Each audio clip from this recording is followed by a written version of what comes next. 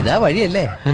ആത്തെന്തായിരുന്നു പരിപാടി? അമ്പലത്തിലൊരു വഴിപാടിന്റെ കാര്യം പറഞ്ഞ. വഴിപാടായിരുന്നല്ലോ, നല്ല കാര്യമായിട്ടായിരുന്നല്ലോ. തോന്നിയ ദിവസം പറയുന്നത്. തോന്നിയ ദിവസം കാണിച്ചിട്ട് ആ പാവം ജവാന്റെ ഫോട്ടോയില് മാലിട്ട് ചന്ദനത്തിലെത്തിക്കണോ അല്ലേ? പുരുഷേട്ടനെങ്ങാനും അറിഞ്ഞാ പിള്ളേച്ചന്റെ ഫോട്ടോയില് മാലിട്ട് ചന്ദനത്തിലെത്തിക്കേണ്ടി വരും. വീട്ടിൽ വെച്ച് ചതറിക്കും.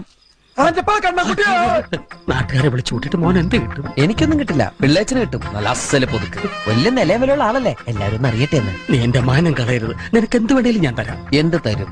എന്ത് വേണം? അച്ഛന്റെ കയ്യിൽ നിന്ന് കള്ളക്കണക്കെഴുതി വാങ്ങിച്ച കുരുടിമുക്കിൽ 25 സെന്റ് സ്ഥലം. അയ്യോ മാധവ, അത് അത് എഴുതി തരൊന്നും വേണ്ട. അവിടെ ഇത്തവണ എനിക്ക് വിത്തറക്കണം, അതെന്റെ ഒരു മോഹം. ഞാൻ പടവല ഇട്ടിരിക്കുക. ആയിക്കോട്ടെ, അത് വിറ്റ് കഴിഞ്ഞാൽ എനിക്ക് വിത്തറക്കാലോ. ഇറക്കാം. ഉറപ്പാടാം. പോകാൻ വരട്ടെ.